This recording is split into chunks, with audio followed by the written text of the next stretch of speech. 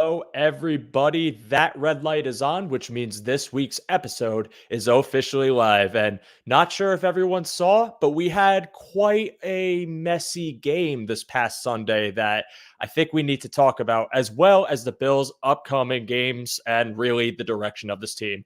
Joining me today to talk about it is the editor of the Batavia Daily News, Alex Brasky. And the two of us are going to go over Bills versus Eagles, Sean McDermott, and so much more. I appreciate you all so much for tuning into this week's episode of Under Review. Let's go. Previous play will go under review.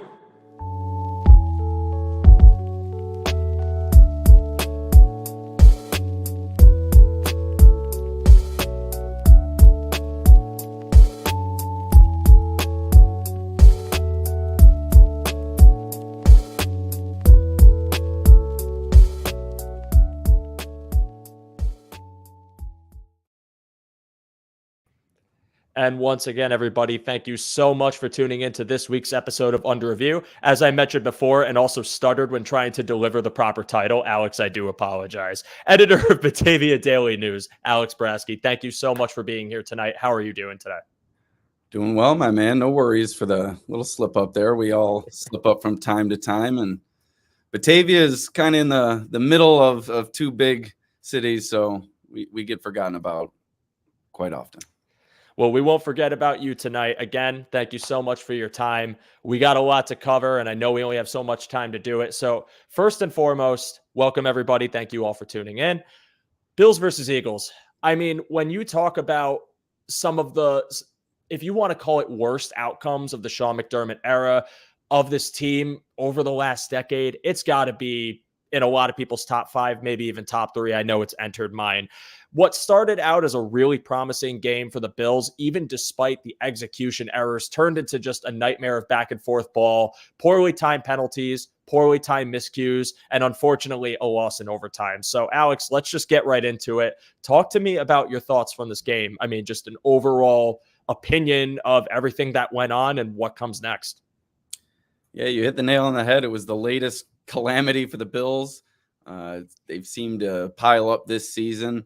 Start with the Jets game week 1, then you let Mac Jones drive down the field on you on the final drive, then Denver beats you at the end, and we all know what happened in that game. And now Philly, of course, with Sean McDermott, failure to make the correct decisions at the end of the game, kind of costing them down the stretch and wasting what was a phenomenal performance from Josh Allen. You see some of these talking heads on ESPN and the other networks kind of adding fuel to the fire in terms of criticism thrown Josh Allen's way, but pretty misguided, in my opinion. When you throw 51 passes, you throw one bad interception at a really bad time, granted, but I mean, 51 passes against a high-level defense that has helped the Eagles to a 10-1 record, you're bound to throw an interception every now and again. So I don't put any blame when it comes to this loss on Josh Allen. I put most of it on Sean McDermott and the decision-making at the end of the game, which I'm sure we can get into as we go on. Absolutely. I was very pleased with the way Josh Allen played this game. When I was thinking about it going into it, one thing that I was hoping to see was kind of a replication of how Josh Allen went into Foxborough in 2021. You saw that the team was kind of at this 500, teetering above it, 7-6, hoping to get some momentum going and ultimately make a playoff run.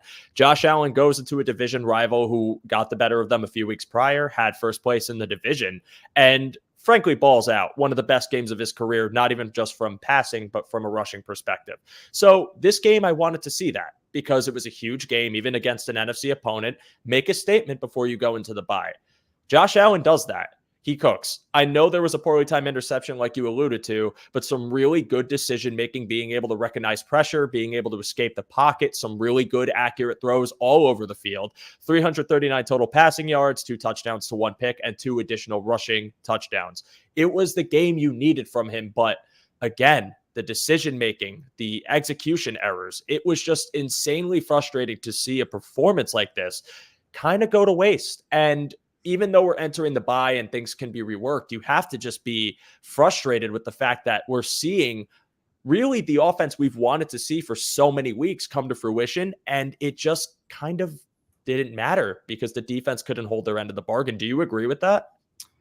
Yeah, it's just been one of those seasons for the Bills. And you know what they say about bad teams? When one thing is working, the other is not. And that's really been the case for the Bills all season. When the offense was sputtering, the defense was kind of stepping up and keeping them in games. And now the past 2 games since the offense has taken off, the defense fell apart in the second half against Philadelphia. So it's just one of those years for the Bills. And it seems like it's never going to come to an end. But the good thing is there is still a chance for them to make the playoffs. I believe 21% by the ESPN analytics. That's what I go by. I know there's a lot of different websites out there, the New York Times and the like, but there still is a chance. And with the teams in the AFC playoff race, in terms of the wild card, I'm not really scared off by those teams. So I would leave the door open for the Bills to make the playoffs, but they're going to have to go at least at the very most 1 loss the rest of the way. Yeah, it's possible, certainly possible that 9-8 could squeeze you in, but that would entail a lot of other things going right, which again, you're talking about some AFC quarterback or teams with quarterbacks that are backups because of injury. So never say never, but 1 loss to me feels like the absolute furthest you could go before it's complete write-off, you're done.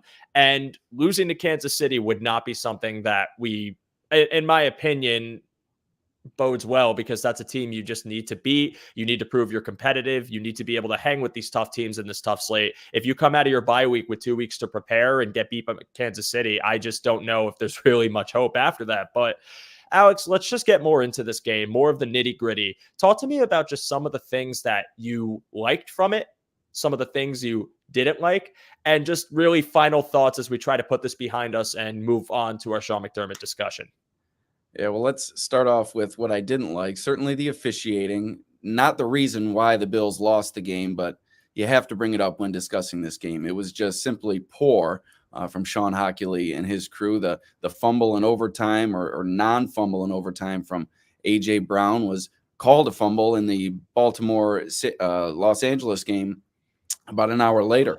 So the inconsistencies from the NFL officiating continues to wreak havoc on the league and continues to make the product unwatchable at times. But beyond that, you like what you see from Josh Allen and the Bills offense these past 2 weeks, particularly this week with getting Gabe Davis over 100 yards, always seems to come up in these big games and really spreading the ball around, I believe, to 5 or 6 different receivers who had multiple receptions. Trent Sherfield didn't really look like he had any idea what was going on out there, but everybody else seemed to contribute in this game. James Cook had a big drop, but even he got a little bit involved into the passing game. And Josh Allen really seems to be seeing the field a bit better under Joe Brady's leadership than he was under Ken Dorsey. And I was a staunch advocate for Ken Dorsey throughout that 6-game lull. I placed a lot of the blame at Josh Allen's feet in terms of the Bills' offensive inconsistencies, but the proof is in the pudding over these past 2 weeks. Joe Brady stepped right in against that great Jets defense and now against Philadelphia's defense, and he's brought Josh Allen back to being Josh Allen. And one element of his game that I think the Bills have reincorporated into their offense is his legs, him running the football, and that added element and making him a multi-dimensional quarterback, which they seem to rein in, whether it be due to injury or whatever, during the early portion of the season. I think that has really worked wonders for the Bills over the last 2 weeks. 100%.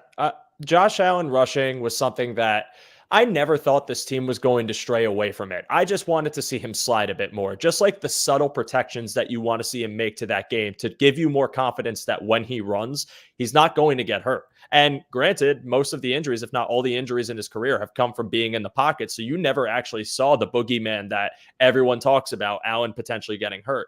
I think the shoulder injury earlier on plagued the ability to comfortably have these running plays because obviously you don't want him to take the contact. But since he's been moving more and since Brady's taken over, you've seen kind of this, I don't want to call it complete because I do think that this offense still has work to do, but more consistency, more scoring drives, the ability to move down the field and walk away with something unless there is a miscue by one of the people I'll get to in a second when I talk about the things I didn't like about this game. I think you might know where I'm going with this.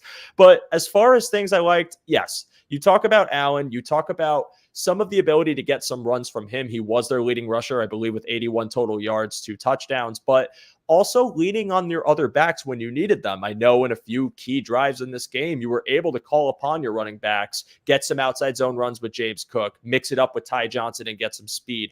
I loved seeing the kind of call on the run when the pass wasn't working, but not in a way where it felt like they took too long to catch up to themselves and had to wait for things to go completely wrong. It really felt like when we needed to break the glass and get this run going, we could when we were still in the game with an opportunity to win it. And I'll talk about Gabe Davis. I know everyone, it's a controversial subject, and we're going to talk about things that the end of game sequence and that final play in OT, I understand, but he still was their leading receiver at 105 yards, had a touchdown. I really was impressed with his performance, especially after the week prior. I mean, what do you think about Gabe and kind of this whole discussion about him today? Yeah, I think he had a phenomenal game. I've heard both sides of that final play on offense in overtime on that 3rd and 6 where Josh Allen and Davis couldn't connect on that would-be touchdown that would have ended the game. You heard Romo, I believe, on the broadcast, put it on the receiver. Of course, the quarterback's going to put it on the receiver. You've heard others, including Locked On Bills host Joe Marino, who studies a lot of tape. He's put it on Josh Allen. So you've heard both sides of the argument. What it comes down to, miscommunication. You've even heard Joe Brady chime in. We can get to that later, but he said a big nothing burger in his press conference. Bills fans love it when McDermott does that. They can't stand it, but that's a conversation for another day. But yeah, a great game for Gabe Davis, particularly with the way things have gone for him over the past several weeks. He's been a complete non-factor, and to step up in a big game like that, go over 100 yards with a touchdown, almost had a second. A great game from Gabe Davis, but I'm not sure it changes the narrative on him, whether or not the Bills want to keep him moving forward beyond this year, because it's been so hard for them to get him involved in the offense. Even Joe Brady's first time calling plays, he was a non-factor. This game was a different story, but we'll see how things play out the rest of the season. And I almost see the writing on the walls with this entire situation. Brady, after the bye week, is going to make a concerted effort to get Gabe Davis involved. He's going to have an awesome end of the year streak. He's going to finish with similar numbers that he had last year. And this entire offseason is going to be spent debating whether they should keep him or let him walk. Gabe Davis's agent will love Joe Brady if that's the case. Absolutely. But going more into what you talked about before too, and you briefly brought up the officiating crew. I am never someone that wants to fully blame officiating. I know we none of us want to, right? Because there's more game that gets played outside of calls. But I do think when you talk about the bad of this game, it has to be mentioned how just some of these calls were either not called or things called in the Bills, not in the Bills' favor, that really changed the complexion of certain drives and messed up parts of the game. I mean, you could talk about the non-call on Slay both times, one on Diggs, one on Sherfield over the middle of the field, the intentional grounding call, which again, there's been a lot of discourse about it, but you could argue you can't judge intent, and that Gabe Davis was within a few yards of the play. I just wasn't a fan of that. I think that at some point, it feels like those take away from the performance your offense has, your performance your defense has. And even though I've never been someone who really tries to blame it, it's a little hard to ignore when it feels like it's so one-sided. So, I mean, could you give me any more insight into what you thought about that and really just how it's been around the league in general? Because, again, you brought up that fumble in the next game, which was pretty much the example I wanted to go with because it's so inconsistent. Yeah, the only thing that has been consistent is Nick Sirianni winning games when Sean Hockley is the official. I believe he's still unbeaten with Hockley as the official. So that's certainly a question mark for Bills fans to stew over throughout this week and perhaps going into the next matchup that they have Sean Hockley as the official. But yeah, it was just a terrible game for NFL officiating. I am not one to cast aspersions on officiating over and over and over because they have such a hard job, particularly at the professional level where these guys are moving at such a high rate of speed and coming out of nowhere and making decisions at the drop of a dime. So I'm not one to really harp on the officiating all that often, but in this game it was hard not to because you mentioned all the examples, the 2 times with Slay, the official is right there. And then with the intentional grounding, I think the fact that Gabe Davis is within 5-10 feet of the play, I think that just ends things completely. And when you hear Hockley or you read the pool report, it just totally rings empty and makes you Bills fans, I'm sure, not feel any better after that game. So just a bad game for NFL officiating overall. And I'm not sure it cost the Bills a win, but it certainly cost the Bills in certain circumstances throughout the game. Absolutely. I was just very put off by the fact that it felt incredibly one-sided. And again, not all calls were totally, like I scratched my head at them. The Bills did earn their fair share of the keep too. And, whether it was on special teams, whether it was in offense, defense, maybe something going too far where there was an illegal contact. Those moments, I'll say it's earned. And I get that. I just feel like there is a problem with consistency, and it's not really something that leaves a good taste in my mouth to go from game to game and wonder how the crew's going to call it. And even worse taste when you bring up Hockley and Sirianni and the ratio of calls on the Eagles and calls on other teams, because Miami was also someone that went into Philadelphia with Hockley's crew and had a very similar outcome. And naturally, that's going to stall a lot of things. But I just want to ask you, Alex. We need to look into that. I think we need one of your Cover One research gurus to look into the connection between Nick Sirianni or the Sirianni family and the Hockley family and find out whether or not there is one there, because that is certainly questionable. Hearing the family thing just made me think of Game of Thrones, like Hockeys or Lannisters or something. I did just start watching that show, and if Cease is watching, thank you for putting me on, because I was sleeping on it for too long. But Alex, any final thoughts on this game before we move on to the crux of our discussion? There's a great comment in this chat that I'm going to pull up once we get there, but I want to hear if you have anything else you want to say about it before we put it behind us. Yeah, I just want to circle back to the Sean McDermott decision-making. Just seems to make the wrong decision all the time in these crunch time situations, and it's really led to some tough times for the Bills. 0-6 in their last 6 overtime games, and we mentioned all the close losses.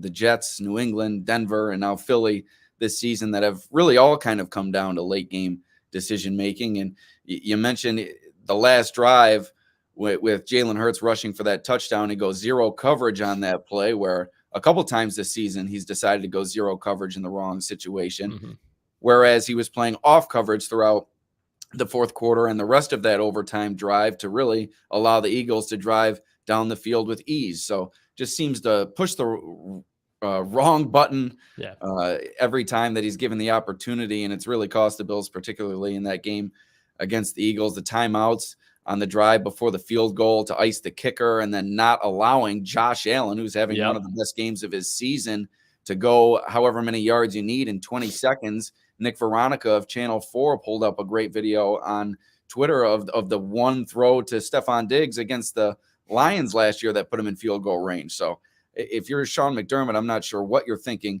in that situation. Even without the timeouts, you got to put it in the hands of your quarterback, who has made some bad decisions this year, but he is your franchise. He is your offense. You have to give him a chance there. We've seen what Patrick Mahomes can do in 13 seconds. I'm sure Josh Allen can give you a chance in 20. In fact, he gave you a chance in 23 against the Lions last year. The Lions example is my favorite one, and I'm so glad you brought it up, because I think it boils down to my main problem of McDermott in this game, and really overall, which we're going to transition into this topic.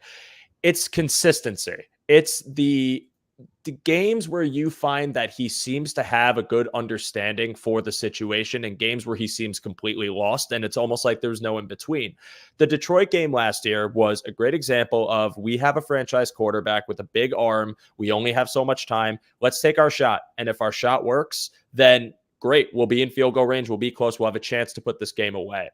I don't understand how, after you see the performance Allen has, and yes, there was one ugly turnover. I get it. But again, he passed the ball up to that point probably in the late 30s to 40s time before overtime. So he was throwing the ball most of the game. That's going to happen.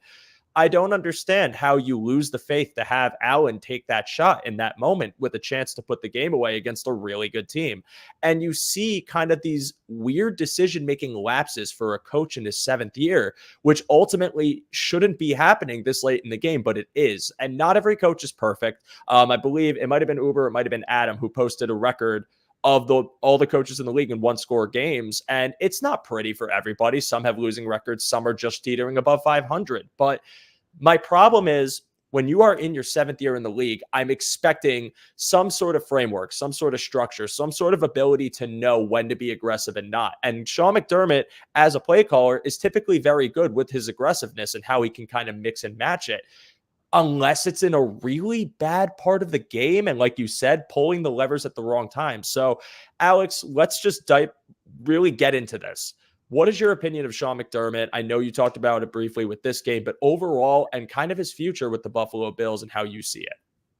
Yeah, I don't think he's going anywhere. I don't think Terry Pagula, barring a complete disaster at the end of this season, I don't think Sean McDermott is going anywhere. I think he's built up enough stock within that organization, and the way he brought them back from such doldrums and pushing them into the playoffs, and now a perennial contender and still with a chance to make the playoffs this season. So we'll see how the end of the season plays out. I think the final, however many games, 5 games, has a lot to say about his future, but in terms of the long term. But short term this year and going into the offseason, I think his job is safe. But the heat could start to turn up next season if we see the Bills struggle in the same ways that they have this season in late game situations, his decision making, and the like. So I think the story has yet to be written on his future. I think there's still a lot left, a lot of time left in this season to determine what's going to happen. And then obviously this offseason and next season, we'll see what happens in terms of his long-term future with the team. But I don't see him being fired at the end of this season, like I said, barring a 5-game disaster. Mm-hmm. Yeah, I think I said in either last week or 2 weeks ago that it would take bottoming out. And when I say bottoming out, I mean, like you're alluding to, disaster, getting the doors blown off you, showing apathy from your players, not buying into what you're selling anymore, kind of losing your locker room and putting up several uninspiring performances to miss the playoffs and ultimately end your season. I feel like it would take that to truly get, McDermott out of the door and move on to someone new. I think, and I do understand this, when I talk about Sean McDermott, I do have to be conscious of the injuries that this team has on defense and how it does affect how the defense is going to perform, how teams are going to kind of manipulate it, stay on the field, and ultimately bleed clock, take possessions away from your offense, and how much that matters, especially when you lose 2 All-Pros and one player who was very well on his way to being one in Daquan Jones. I think when you think about those key injuries in those positions, the team having to adjust, as well as a sputtering offense under Ken Dorsey that lacked consistency or the ability to finish drives, that it does bode in the favor of Sean McDermott's future, because there were circumstances beyond him that really were not something he wanted to happen and affected the way game planning happened and how this team had to transition. But where I have a problem with it is, you're peeling back the layers to see how someone can handle pressure, right? Like I said, 7th-year head coach. He's been on this team. You've seen what he's brought to the table. You're hoping that in the wake of all of this, there is that ability to kind of lead a team through it in these tight games against good teams and make the right decisions, go with your gut, be able to call things and recognize it and not put anyone in a situation where there's a huge, massive room for failure. I think the problem is you're seeing that happen now because he doesn't have his padding of defense to take these larger leads, and it's putting a lot more pressure on him, which I think when you talk about the playoffs and you talk about wanting to win a Super Bowl, that has to be shored up as a head coach. And I just feel like with Sean McDermott right now, I don't have confidence in him to really ever find that consistency. And maybe I'm being hyperbolic and maybe I'm being, taking it a little too far. And, people who hate McDermott probably love this take. People who love McDermott probably hate me right now. But it feels to me like we have seen Sean McDermott's true colors when it comes to calling close games. And that's inconsistency, not recognizing the situation in the moment, and ultimately leading this team to, 4 losses in these tight situations this year? I mean, that's unacceptable. You can't let Mac Jones drive down the field, and you can't, almost lose a game to the New York Giants with Tyrod Taylor starting and not Daniel Jones. So, I mean, Alex, do you agree with that assessment? Do you have any different opinion? I mean, I'm curious what you think about all of that too. Yeah, you mentioned his 4 losses in close games this year. I'm trying to look for the tweet that I retweeted earlier, or whatever you call it now, on X. Re-X. Joe Marino went through and went through Sean McDermott's career record in one-score games, including the playoffs. It's 28-28. So 500 ball in one-score games, which we know in the NFL, oftentimes games come down to one score. 500 ball is not going to be good enough, especially for a team with a quarterback like Josh Allen, with the talent that's surrounding him and everything that the Bills have going for them. So I think there's a lot of concern to be placed on the head coach after the way that this season has gone. But I don't think that this season should tell the story on Sean McDermott's entire career. Just last year, he was 7-3 in one-score games. Granted, the year before he was 0-6. The year before that, he was 6-1. So it's kind of been here and there for Sean McDermott over the past several years in those one-score games. And like I said, I think the story with his time in Buffalo, it's not going to be the end chapter is not going to be written this year, as I keep saying, barring the disaster. But I think he's going to get another chance to prove himself in these situations going forward this season and in the next year. And again, a fully clean roster, if you don't lose the players you lose in that moment, it could be a different outcome. Again, it's kind of the difference of one, maybe two drives in those four close games that you could say, had they just scored here, had they not missed this field goal, which, by the way, I forgot to mention Tyler Bass was one of the problems I had in that Eagle game. I think we all know that at this point, and we yeah, with those two misses in the Patriots game and now two misses in another game, and those are both games that you've lost by one score. So yeah. I mean, there's a lot of blame to go around here, but a lot of blame seems to be missing the Bills' place kicker when he hasn't come up in clutch situations. You can blame the conditions on Sunday in Philadelphia, but Jake Elliott went out there in as clutch of a situation as you could ever imagine, with the rain pouring, and drained a 59-yard field goal, which Tyler Bass has in his bag. So yeah, I think it just came down to a failure from Bass. He didn't get the ball up high enough on the short field goal, and that was blocked, and the other field goal just missed. So yeah, I think there's certainly a concern there with the Bills kicker.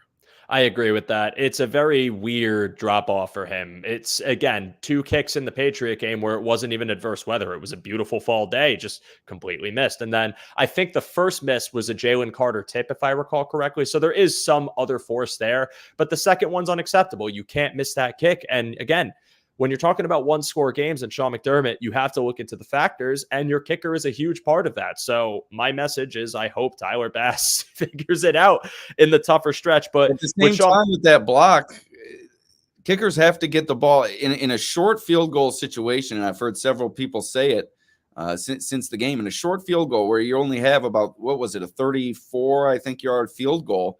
You have to make sure that ball is almost unblockable. You don't have to worry about distance. You have to get that ball off the ground. Yes, and it's just another series of miscues in a game that they should have won but didn't. McDermott has a hand in that. Bass has a hand in that. James Cook has a hand in that, although his hand would probably drop that blame. Sorry, James Cook. I love James Cook. That was just, I had to make that joke because that, when I saw that, it killed me. But you can kind of see why in that game, why Sean McDermott has elected to sit him on the bench for periods this season. He just seems to have these mindless situations. You saw him run out of bounds before the first down stick, I believe 1 yard before the first down marker, and then he dropped the pass down the sideline wide open. So there's just lapses with James Cook that make you scratch your head. Absolutely. And I hope he figures it out. It is year two. I'm hoping for more, solid play from him. He did have 100 all-purpose yards. He's still contributing. I think it's just cleaning those execution errors up and we'll be okay. But Alex, I know you got to run. I want to ask, do you have any final thoughts on this McDermott discussion, Bills versus Eagles, anything you want to say, and where everyone in this chat can find you? Plug whatever you got. We're happy to hear it. Yeah, just a few parting shots, as they say, at the end of Bill's Digest, which you can pick up on newsstand. It was a midseason review, so it was right after the Bengals game, so a bit outdated, but a lot of those opinions still fresh, and you can reflect on where the Bills have come from. But just a few things. Von Miller, I wouldn't sleep on Von Miller just yet. He certainly has not produced at all how the Bills, I think, or their fans thought that he would, but I think all along they were kind of eyeing this bye week as a time for him to turn a corner and maybe get back to somewhat of the Von Miller of old. And I think maybe don't sleep on him quite yet. If he comes out in that game against the Chiefs and remains ineffective, then I think we can start to ask why he's even in the lineup. But I think you might want to take a step back just at this time and wait for that to play out. Secondly, I think Joe Brady has done a great job these past 2 games. Clearly, he has made a great, significant difference with the Bills' passing game. Josh Allen, like I said, seeing things more clearly, distributing the ball to more targets, and just his influence on Allen seems to have brought out some of his old personality. And finally, just the Josh Allen narrative, like I said earlier, with these talking heads on ESPN and the like. I guess we're 2 talking heads right now, but certainly not to their level of influence. I think that needs to be scaled back a little bit too. There's been a lot of blame in certain games for Josh Allen this season, but overall, statistically and in other games this season, he's having one of the best seasons of his career. And I think that needs to be reeled in a little bit, especially after this Philadelphia game, which perhaps was the best of his season. But along with Bills Digest, follow the dailynewsonline.com. You can follow my Bills coverage there. That's the Batavia Daily News website. Well, Alex, thank you so much for being here, man. I really appreciate it. I appreciate you adjusting after I messed the date up. You're welcome back anytime, and great insight. Just thank you for your time, and I hope everyone can check out everything you got going on, because I followed you for a while and I enjoy your content and I enjoy your game day tweets. So thank you, man. Really appreciate it. Thanks for having me, Joe. Appreciate everything you guys do at Cover One. Absolutely, man. You take care. All right, everybody. So it's just me. Oh, wait. No, it isn't just me. There is a guest in the woodwork. Wait, who is that? Is that a bird? Is that a plane? No, it's the one and only Uber Henson, who is joining me for the back half of the show. How are you doing, my friend? Thank you for being here. Oh, I'm doing well. I got a beer next to me. I might have just literally dropped my computer right before this show and shattered the screen. So I'm seeing you in a bunch of different screens right now. But I'll make it work. I look like a kaleidoscope. Amazing. Well, Thank you for being here, man. I hope the beer is cold and refreshing. I have very rarely ever had a plot twist on this show, but this is the plot twist. I don't know if I didn't put the features in the title today, but you are here. I appreciate your time. And I know you joined us while we were talking about the McDermott discussion. So I want to go back to that topic because it's the hot topic of the town. I know everyone wants to hear about it, as well as we'll move on to kind of the Bills' future. So just talk to me about your opinion of Sean McDermott right now. Where are you feeling with him as the head coach? Some of these late game blunders, do you have confidence in him, and how do you think it goes for his future? Yeah, and anybody who's kind of watching this show right now that follows me on Twitter knows that I've been a staunch defender of McDermott's for quite some time. After yesterday's game, I went from a staunch defender to kind of like like if they get rid of him, will I be livid and pissed off? No. Do I want them to get rid of him? No, but I see issues. I don't see as many issues as, everyone else is pointing out. Like, people want to consistently bash him for X, Y, and Z. And at the same time, I see kind of the positives being ignored, let's say. So, for instance, you go into the playoffs and people are like, McDermott's never done anything in the playoffs. This guy freaking stinks.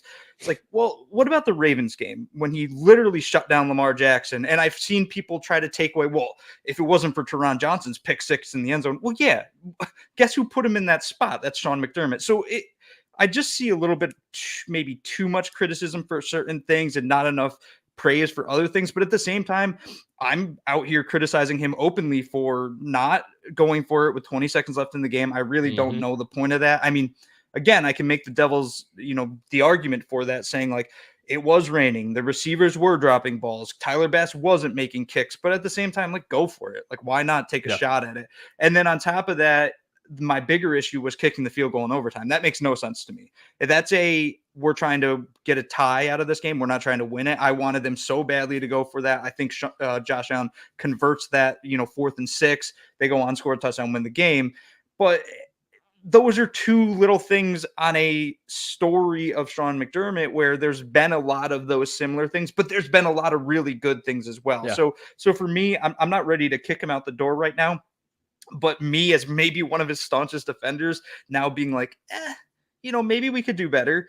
That kind of worries me, because I'm like, if I'm thinking that, then geez, maybe there is some real issues here.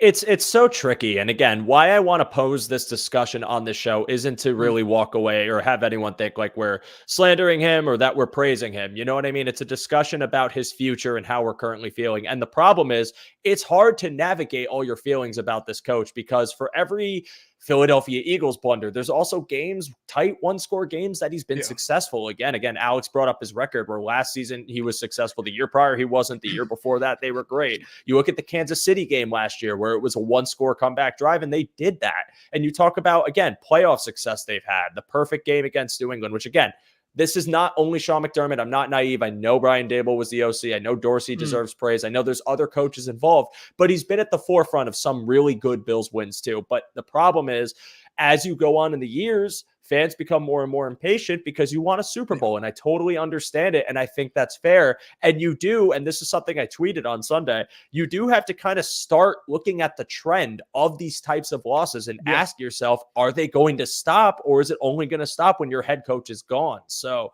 it's really tricky. And I think if I had to tell you where I'm at, I'd say I'm fine with them deciding to move on from him. I won't like dance. I won't like praise the heavens. I know that there's people here. There's actually a comment here I'm going to pull up in just a moment. That's really funny.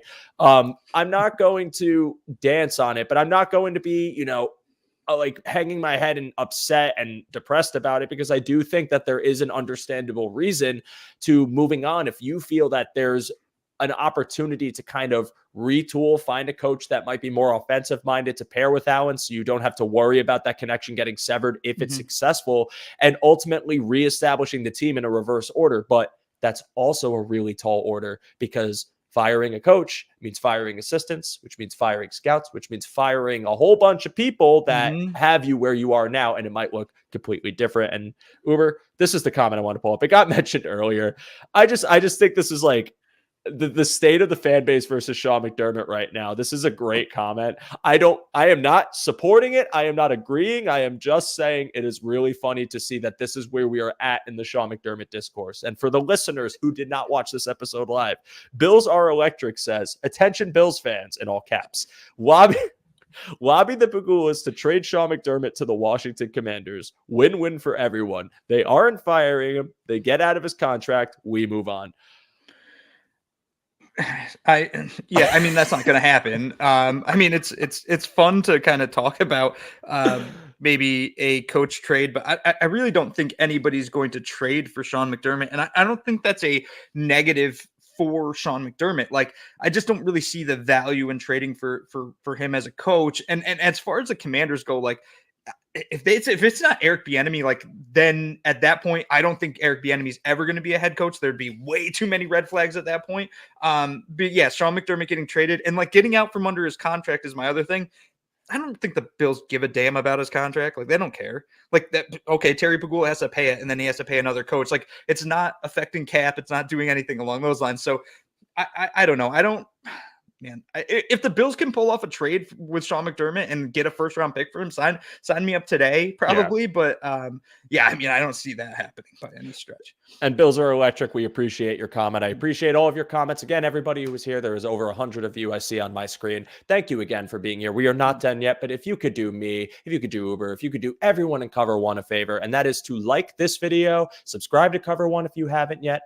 Be sure to like all of the great content coming out of this network. It is your like, it is your support that helps our network thrive, and we truly appreciate each and every single one of you, whether you love Sean McDermott, whether you hate him, whether you were swearing off the Bills for life, but somehow watching this show. I appreciate you, and I'm happy that you're here. And I want to bring up this comment that I am seeing in the chat from Mr. Steve Noble, because I think this is probably the best summary of kind of the struggle with this. And he says, "It is unfortunate that McD's in-game decisions have had so many failures. He and the staff he has assembled develop players like no other staff in the league. It's a double-edged sword decision." Yeah. Yes, that's perfect. What do you think about this? Yeah, I mean, I've been one of my biggest, kind of loves of Sean McDermott is the fact that he is a defensive back genius. And you can just look at the Buffalo Bills and see that. You can look at Jordan Poyer, who really wasn't much before he came to Buffalo. He was a special teams player in Cleveland. He had a near career-ending injury, came to Buffalo, became an all-pro. You look at Micah Hyde, who was really a gadget defender. He could play nickel, could play safety, kind of Cam Lewis-esque, much better than Cam Lewis. I'm not comparing Micah Hyde to Cam Lewis, just saying that was a similar role he was in Green Bay. Came to Buffalo, perennial all-pro contender. You look at Trey White, all-pro. You look at Christian Benford, a 6th-round pick, who now looks like a legitimate corner in the NFL. You look at Dane Jackson. You look at Levi. He makes things out of nothing. You look at Matt Milano at linebacker. He makes Matt Milano is who Matt Milano is today because Sean McDermott is part of that development process, as was Tremaine Edmonds, as is Terrell Bernard, as is Ed Olive. Like the list goes on and on and on of all these great development pieces on the defensive side of the ball. And Sean McDermott deserves a massive amount of credit for that. So I get the want to move on and be like, oh, let's go get an offensive-minded head coach. But like, if you go get the offensive-minded head coach, my greatest fear is that you will not see a significant increase in offensive output. You're not going to see way more points get put up because this team already puts up a ton of points. You're going to see a degradation in the defense, and that's my biggest concern is, okay, we go get better, more consistent on offense, let's say, but our defense gets worse. Yeah, I got a problem with that. And I that's why I'm not right now being like, get him out the door, fire McDermott, is because I can see the other side of this. And it truly is a double-edged sword. And you're looking ahead at a decision to be made at the end of the year where we see Joe Brady gets taken in as the OC because they moved Ken Dorsey out of here. That was a really crude way of saying it. I should say Ken Dorsey's no longer the Bills' offensive coordinator. Yeah. My brain is not working tonight, dude. You should have seen the stutter I had earlier. I felt so bad. I messed Alex's title up and everything. Either way, you see earlier they removed Ken Dorsey. They put in Joe Brady. So now you're dealing with this conundrum of if Joe Brady succeeds down the stretch, do you decide to run it back with the current staff with the hope that that sample size is big enough to tell you that during the course of an entire year, it will stay this way and you will get such offensive output that's successful with the restructuring of McDermott's defense and the return of key players? Or do you decide to move on from this, bring in a brand new coach, offensive, maybe even defensive, if they want to get, cheeky with it. If they hired a defensive coach, I'm pretty sure this fan base would melt down. Yeah. And bring them in and have an entire new staff come in to work with players that have been in this coaching staff for over, some almost the better part of the entirety of Sean McDermott for 7 years, some less. I find that when we wish for a coach to go, and again, it's not disrespecting the candidates that are out there, like the Ben Johnsons, like the Bobby Slowicks, or any of these really good offensive minds out there that could be good coaches. But it is to say that there is a huge risk in putting your faith in a coach to figure out how to be a good head coach in the NFL in a year with a quarterback like Josh Allen, with the receiver like Stephon Diggs, with the if you want to call the window, this metaphorical window you have. You are hoping that this coach comes in, rights the ship, makes things right, and then the next year you're talking about a championship. Now, could it happen? Absolutely. But you have to ask yourself as a fan, if Joe Brady succeeds and this offense is hanging 30, high 20s, 40s, whatever, every week going down the stretch against some tough teams, do you want to move on from McDermott, potentially disband that, and not have it come back next year, and place your faith in a new coach, hoping that you get the consistency that you've gotten because you won a Super Bowl? That's the question I would ask people, because again, it's just a risk and you don't know what these coaches look like. For every good offensive minded coach that's there, there are bad ones that have been removed. And this is not me saying that you have to settle. I've said this on my Twitter. I stand on it. You can't look at bad drought era coaches and say, I don't want to move on because that coach stunk and I don't want to go back there. And I'm not saying that you have to be complacent and settle for Sean McDermott. I just have to know if this organization feels that the risk outweighs the reward or the reward outweighs the risk. So I'm really glad you posed this question, Steve. Do you have any final thoughts on it, Uber, before we move on? Yeah, I mean, it's hard. The one major thing I do want change. So you had talked about like, if Joe Brady continues this pace with this offense, the offense plays really well. Do I want to kind of run it back with these coaches? I would say, yeah, I kind of do want to run it back with these coaches, but with one change. I need somebody else there with Sean McDermott that has maybe defensive play calling, acumen. And the reason I say that is because I do think that Sean McDermott, to a point, is overwhelmed. He's trying to do too much, which incidentally was probably why we had 12 men on the field against the Broncos. No. That being said, I really think that he's done a decent job with the defense, all the injuries considered. And actually, one thing I want to say, though, go to that Eagles game. So before the Eagles kicked that field goal to tie it up and eventually push it into overtime, right? They had 20. How many points would they have had? They would have had, 28 points. The Bills giving up 28 points to the Eagles, that Eagles team with the defensive injuries they had, that signed me up. Like I was fine. They had 28 points. That I'm fine with that. It's everything that happened after that. But the defense that day, I thought played well enough to win until the very end of that game. You needed Josh Allen to be a Superman. He was a Superman. And lo and behold, they had a 60-yard field goal, which makes no sense to me. And they go into overtime. They lose on a touchdown by Jalen Hurts. I think the defense is good enough, especially if they can somehow be healthy for the first time in 3 years. But he needs help. He can't be calling plays and being the head coach every single second of every single game because, frankly, he's not capable of doing that.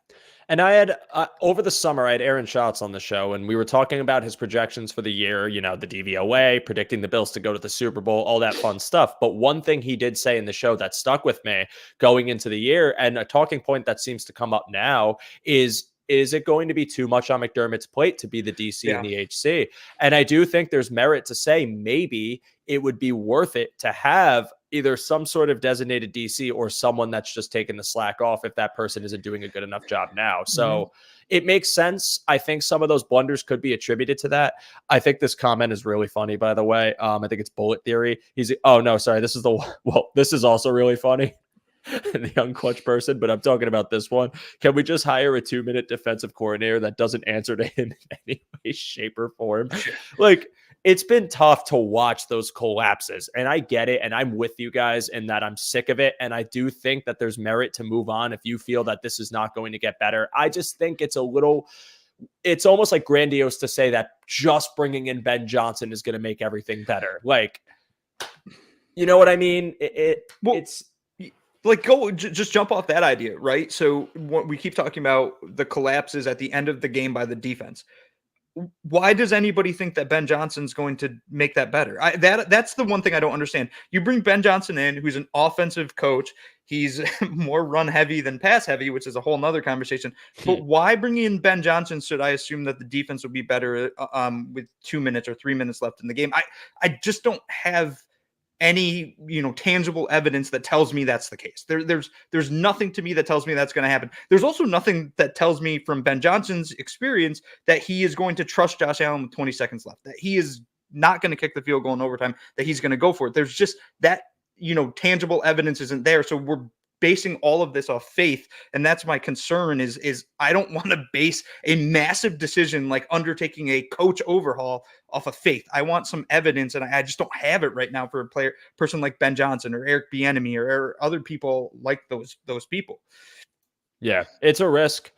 And again, I'm not anti making that move, but I'm also not running over the hill to tell you it's something they should do. We're in a very weird gray area right now. It's pit our fan base against each other. People are out here in these Buffalo Bills streets fighting each other, saying mean things. I understand the frustration. I'm frustrated. We're 6-6. We shouldn't freaking be 6-6. Jake Elliott shouldn't make a 58-yarder in the rain. But he did. This is where we are, and we have to live with it and hope that this team could go on down the stretch. And I think this final stretch of games is what truly matters for this discourse and whether we see McDermott stay here next year or not. And we are going to get to that topic as we kind of kick off the back half of the show. But before we do, I want to let our good friends Greg and Aaron tell all of you about the Cover One Pass. Take it away, fellas. Many people ask us the best way to support us here at Cover One, and that is to sign up to become a Cover One Pass member. That contribution helps give us the access to all the data and information we use to create the content that you love. And I think most importantly, brings you into our community of insiders. It's a great community based on Slack. I know a lot of people don't want to be on social media anymore or be in on those conversations. We bring all of it to you right in our great community of educated fans. And most importantly, you get access to our content creators.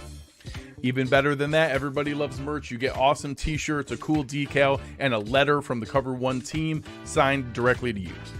All for $60. That gets you the entire season, next year's free agency and draft. $60. Click the link in the description. Cover One Insider. Become one today. Yes, for 60 gold doubloons, you can become a Cover One One Pass member, get access to the premium Slack channel, and guys, gals, everybody that joins us, that is the lifeblood of this network. That helps us get all of these resources to be able to look up stats, to provide data for people, to be able to look at film, all of these things that happen on the back end of this network. That is how we can do it. So if you are not already a One Pass member, the description, you can find it in there, the link to the One Pass, $60 a year. It is well worth your time. Again, thank you all for being members. If you are already, and if you're not yet, we appreciate you signing up in advance. Let's kick off this discussion with the last question I have for you. I should have put how can, but I'll still just put the can the Bills make the playoffs here. I mean, we're 6-6. Like I said, it's a 500 team. We've had some devastating losses, yet we're still breathing. I didn't hear no bell. What I hear is that there is an opportunity to shock a lot of people and somehow finish the season maybe 10-7, maybe 11-6 with an insane run post bye week. Uber, do you think this is possible? And if so, how do you see it happening?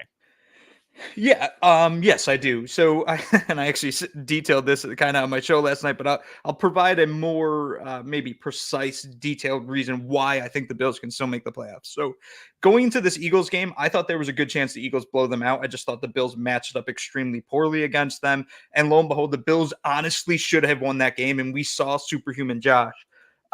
For that reason alone, I should have faith that the Bills can go on a run here. I think they got to basically run off 5 wins. I think 4-1 might get them in, but 5 wins basically does get them in.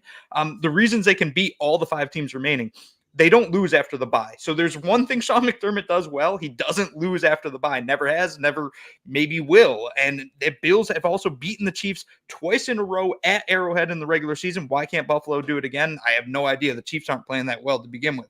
Then they have to host Dallas. You have to bring Dak Prescott up to the cold weather of the north, out of his nice little cozy dome in Dallas. The Bills have a shot at winning that game. Then you go to LA, where the Chargers are in absolute shambles. They do not have a home crowd. You can win that game. You play the Patriots at home. You should be able to win that game. And then you go to Miami, where Josh is their daddy, and he could pull off that game. So in theory, the Bills, who right now are sitting at 6-6, by January 8th, we might be like, oh my God, this team's 11-6. They're on a freaking tear going into the playoffs. Who the hell wants to play them? I think it's possible. If they lose to the Chiefs coming out of the bye week, and you ask me the same question, I'm not saying they're going to make the playoffs. They are not making. If they do not beat the Chiefs after the bye week, they're not making the playoffs. That is a must-win game. I completely agree with that. And I said that to Alex earlier. I think losing to the Chiefs loses your season. I think you'd be 6-7. You're talking about another AFC loss. You're talking about going up against Dallas, NFC team. Even if you beat them, you're back to 500. And yeah, you got the opportunity with 3 straight AFC games at the end of the year. You're not dead. Again, there's still a mathematical possibility, but you can't go into Arrowhead and lose after a bye week. You simply can't. You have 2 weeks to prepare for Mahomes and the Chiefs. You've seen kind of, although they played the Raiders well and had a much better, more true to Kansas City's identity game, you've seen struggles with their receiving core outside of Travis Kelce, where they feel like they're not really totally getting Tony as involved as they would like to be. And obviously they lose some key players. It's a team that has had its share of offensive woes, just like the Bills. The difference is they are the bizarro version of the Bills, where they seem to win those games that the Bills have managed to lose. And that's why they are in the running for first in the conference. But I think Kansas City is a game that, you said it, the past 2 years, you've been able to go into Arrowhead and win that game in the regular season. And there's all the reason to believe that you can do that again. However, it's a tall task. And if you lose that game, I think your season, in essence, is done, barring a miracle or barring a perfect fall of the conference, in addition to your game, where the standings still benefit you in some way. But I think the path for the Bills is you have one loss, and that loss has to be to Dallas. I'm not joking when I say you have to win every AFC game. You cannot afford to lose another one. You just lost again to your last one was Denver. That was a crucial game that you let basically out of your hands. Losing to New England, losing to the Jets, losing even the Jaguars game, I can forgive it in the long course of a season if you win a couple of others. But those other winnable games for AFC teams that you blew are coming back to bite you now, to the point where you have no margin for error. And unless you beat Kansas City, LA, New England, Miami, and you can drop that Dallas game because that's not going to affect the conference seeding, that's what has to happen. It needs to be a clean knockout of those AFC opponents.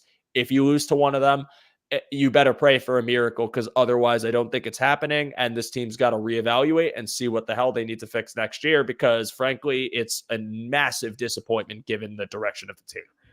Yeah, and I will say with Kansas City, right, like they aren't going to take that Bills game lightly by any stretch. This is going to sound like a homer take, but Vegas backed this up today, basically. The Bills are still top 10 in Super Bowl odds, and there's a reason for it. People are scared of them. The Bills are not playing great football right now, obviously. They are 6-6. There's serious issues on this team. But that being said, what we just saw them do against the Eagles, that is going to terrify every single playoff hopeful, because the reality is if you have to host the Bills in the playoff, there is a legitimate chance that Josh Allen could stand on his head and just destroy you. Oh, cool. Yeah. I love that comment. Wonderful. So with that in mind, like, I think Kansas City's looking at that game like, we can knock the Bills out of the playoffs, knock them out, because we don't want to face them in the playoffs. I think that that's going to be a really, really good game. You're going to see the best of Patrick Mahomes. You're going to see the best of Josh Allen. The question is, can Sean McDermott scheme up his defense to do just enough to stop the Chiefs like he did last year when Teron Johnson picked him off at the end, picked Patrick Mahomes off at the end of the game?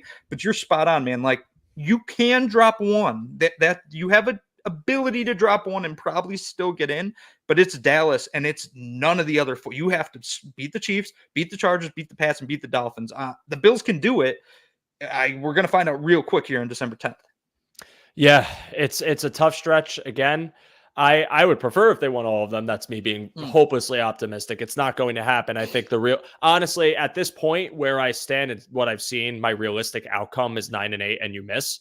But again, if you could just pull something and this post bye week stretch ends up being your best stretch of the season, it would be a very encouraging sign going into the playoffs, as well as kind of the saving grace if you are someone that's out on McDermott, just because, well, you might not fully be back on the McDermott train, but at the very least, they were able to get back into the playoffs after a very disappointing season. And, we've seen them battle the adversity before in 2021. It was a bleak year. Things got better towards the end, although be it that schedule outside of Tampa Bay was a lot more favorable for the Bills.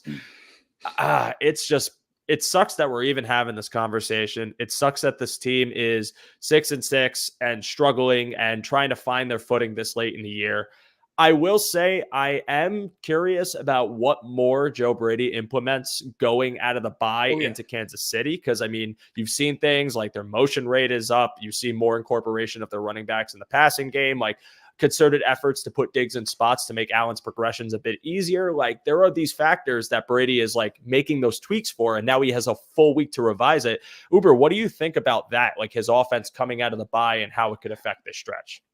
Yeah, I think you're gonna see. I think you'll see basically the same that we've been seeing, but kind of what you're alluding to. There are going to be wrinkles of Joe Brady's kind of signature on this now, which he hasn't been able to do all that much, just because the Bills haven't had time since the switch from Dorsey. It's Joe Brady basically all hands on deck trying to figure out how can I make the play calls? How can I get on the same page with Josh and Diggs and all these people?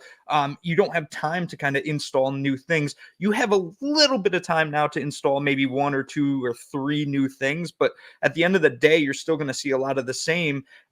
When it comes to playing the Chiefs, I think the Bills will have a wrinkle or two, maybe a trick play or two that's basically them saying, yeah, we know this is a must win. We have to beat the Chiefs. And I also think you see Josh Allen just play at a freakish level again, because there's one team that pisses him off more than anybody else. And I think that's the Kansas City Chiefs, just because he knows that they're his basically, like, I don't know, succubus. I don't know what the right word is. Like, they're just sitting there like he's pissing him off and he just somehow needs to beat them. He beats them in the regular season basically all the time. He knows he needs this game. This is a playoff game for Josh Allen. So essentially he can look at this as saying, like, I need to beat them. I need to beat them in the regular season. I need to beat them in the playoffs. I can kind of do all 3 here and hopefully get another game against them in Arrowhead in the playoffs. Yeah, I mean, I think you're going to see a great offensive performance in that game. But again, the question is defense. Can Sean McDermott will something out of this banged up defense to kind of go in and beat the Chiefs in Arrowhead. This is such a funny comment too. Seeing Cleveland and Indy in playoff spots with us on the outside is nauseating. I think that's, again, just if you want to sum up the vibes of this fan base and how I'm feeling right now, this is it. Like, how the hell did this happen? Like, and again, it's not like your offense hasn't been healthy. It's not like you've lost key people at those key positions. Diggs is there. Davis is there. Kincaid. Yeah. Well, Knox, excuse me. I forgot about Dawson Knox. I apologize. Dawson Knox is a key part of this offense, but it's not like you don't have other contributors or not a healthy running back room or a banged up offensive line or, outside of the shoulder injury, which wasn't something that kept Allen out of games, a serious thing for him. It was a team that just frankly has underperformed. And, Ken Dorsey had something to do with that. They obviously make that move, but it's just frustrating to be here. And I think this comment really sums it up. And again, Joe, I love these comments. Keep them coming, man. Thank you so much for the watch, the support. I really appreciate it. We appreciate all of your support here. And yeah, it really is. I didn't even know this about the tie games, but we're in a really tough spot right now. I don't know how optimistic I am, and I'm usually one of the most optimistic fans on planet Earth when it comes to this team somehow, because, it is the Bills. 9-8 is my most realistic scenario. What do you think happens as the season ends? What do you think is the final record? What do you think ends up happening to the Bills this year? Yeah, it's hard for me to say my prediction. So when it comes to their final record, again, I go to that Chiefs game. If the Bills lose that Chiefs game, I have them going 9-8. Like that's what their record will be. I think they basically will find a way to win 3 of their final 4, but they'll end up being 9-8. If the Bills beat the Chiefs, I think they go 11-6. Like, if they beat the Chiefs, then that's a team that's ready to go on a run. I think they beat Dallas, LA, New England, and Miami in Miami. I don't think they win the East. I just don't think Miami's going to drop enough games to get them there. And the Bills sneak into the playoffs as a wild card team. Maybe go and play Miami in the wild card round a week after playing them in Miami, which is just wild and would be fun to watch. I do think there are some reasons for optimism. And incidentally, I was writing my rooting interest right before this show and was kind of looking at the Colts, looking at the Browns, looking at the Steelers, and kind of looking at their schedule. There is some good news for Bills fans. Like, these teams are all going to play each other. So that's going to take some losses. That's going to apply some losses to some teams. So there's some guaranteed losses there. And then, for instance, just looking at the Colts here, like, they were playing the Titans this weekend. The Titans could win that game. They're playing the Bengals the following week. The Bengals could win that game. Then the Steelers, then the Falcons, then the Raiders, then the Texans. The Colts could theoretically lose their next 6 games, and I wouldn't be stunned. So that's just the Colts. You can do the same thing with the Browns, same thing with the Steelers, same thing with the Texans. There's all these teams right now sitting in front of the Bills. And I know a lot of people are like, oh man, we're a game behind each of these. We're 2 games behind. We don't have the tiebreaker. But at the same time, these teams still have to keep winning their football games. And by no means are they like, I don't think Gardner Minshew is going to win out and go 11-5 on this, or 11-6 on the season, or 12-5 on the season, whatever it is. Like, that's not going to happen. That if that happens, you know what? Then the Bills don't make the playoffs, and I'll live with it because something freakish happened in Indy. But I think that there is still a really realistic path to Buffalo making the playoffs. But again, that Chiefs game is the biggest game of the season. If the Bills win that, they make the playoffs. If they lose that, they don't. Yeah, they made their bed, and ultimately it's going to come down to that game to really set the tone for the rest of the season. I mean, it's frustrating as hell too, because when we looked at the schedule before the season started and you saw like New England and the Chargers, and you're thinking they're going to be grouped in, and now Chargers have a losing record, despite I love Justin Herbert. Like, I think it's still going to be a tougher game, but they have a losing record, and you're going into their stadium with a team that's probably going to be very well out of the playoff mix by that point. You talk about the Patriots, who have just completely bottomed out and given up all hope, yet somehow managed to beat us in a 2-minute drill earlier in the year. It's doable, but it's really tough. And that's why I'm just not going to hang my hat on the fact that, I just don't, and I don't want to be like pessimist, but I really just at this point, 9-8. 9-8 is what I'm figuring, and I want to be wrong. I hope I'm wrong. I hope I can clip this and say I was wrong. I'm a dumb person, and they make the playoffs. But that's just what it feels like right now, and it's really frustrating. And I really like this comment from Spin, because I actually thought about this a bit. The division might be easier to get than the wild card. Miami's final 3 games of the season are brutal. They play Dallas, they play Baltimore, and then they play us, which again, we're not the cream of the crop, but we've always played Miami well and have a winning record against them.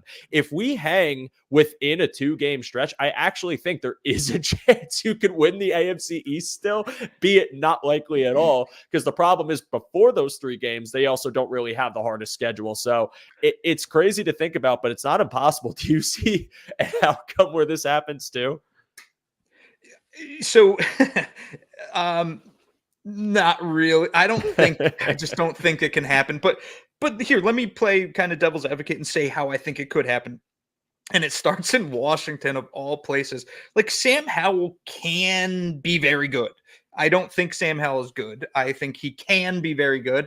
Maybe he gets super hot this weekend and goes in and makes it a game with Miami, and maybe somehow Washington beats the Dolphins. If that happens, then you're going to have me start thinking division and not just thinking wild card, because if Miami drops that game to Washington, I don't think they're beating Dallas. I don't think they're beating Baltimore. And if it comes down to a winning in or winning division where it's Josh Allen versus the Dolphins, I'm picking Josh Allen any day. Like, if you tell Josh Allen it's week 18, we're going to Miami, you're playing the Dolphins. If we win the division and make the playoffs. If we lose, let's say in theory, you're not in the playoffs, Josh is going to put up 58 points. Like, he's going to put up a ridiculous number. So at that point, yeah, I would buy the Bills kind of win the division. But no, until I see them drop a game to the Commanders, the Titans, or the Jets, I think that this is the Dolphins division right now.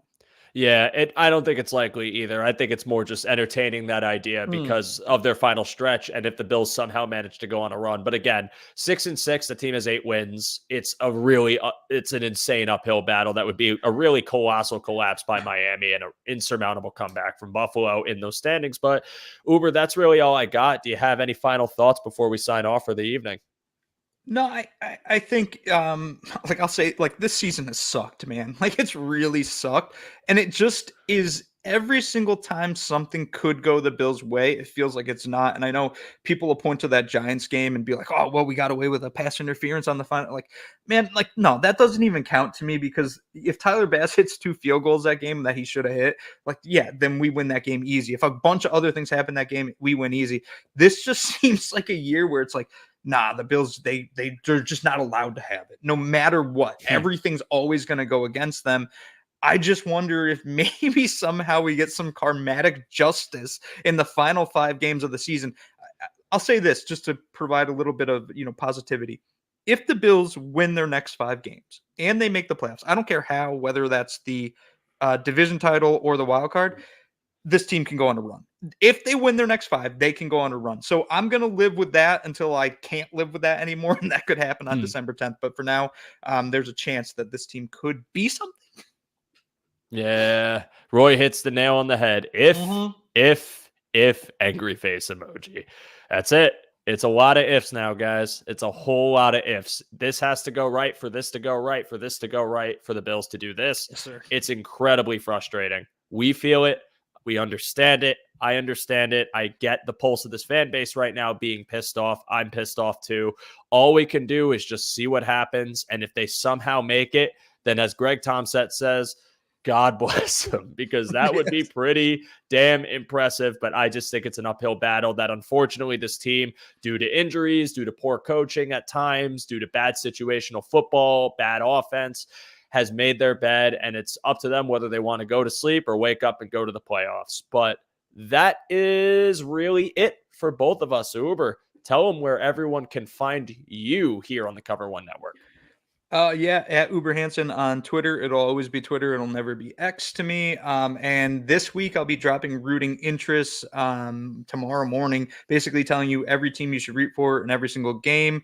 And yeah, that's basically it for me.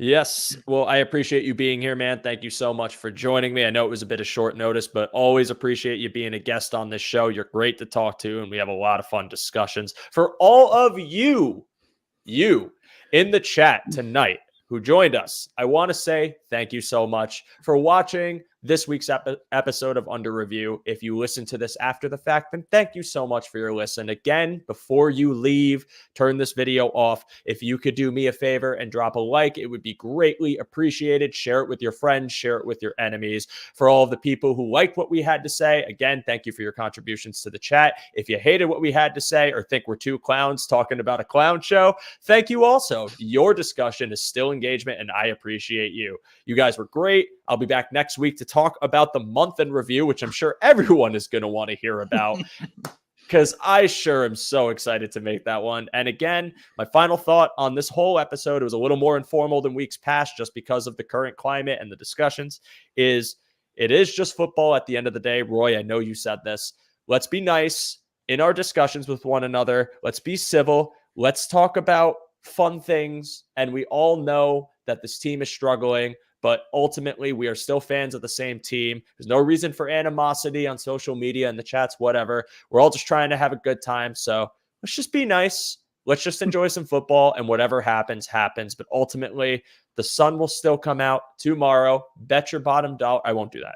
But anyways, for Uber Hansen, for Joe DeRosa, you can find me on Twitter at @show_DeRosa. If you keep your YouTube open and you wait just about, let's call it, 19 minutes? There will be a man who appears on your screen, and that man is Anthony Prohaska, who hosts the show Disguised Coverage, an excellent show that gets into the nitty and gritty of the X's and O's of everything Buffalo Bills, and he will be talking about the Bills versus Eagles game, as well as some other key topics. So please do yourself the favor and the honor of watching Anthony Prohaska's show. It's truly amazing. He does a lot of great work, and it's something that I look forward to watching, and I think you should all check it out as well if you haven't yet. But for the two clowns in the clown show, my name is Joe DeRosa. His name is Uber Hansen. Thank you so much for tuning into this week's episode of Under Review. We will see you next week. Stay safe. Enjoy your evening. And as always, go Bills. We will see you soon.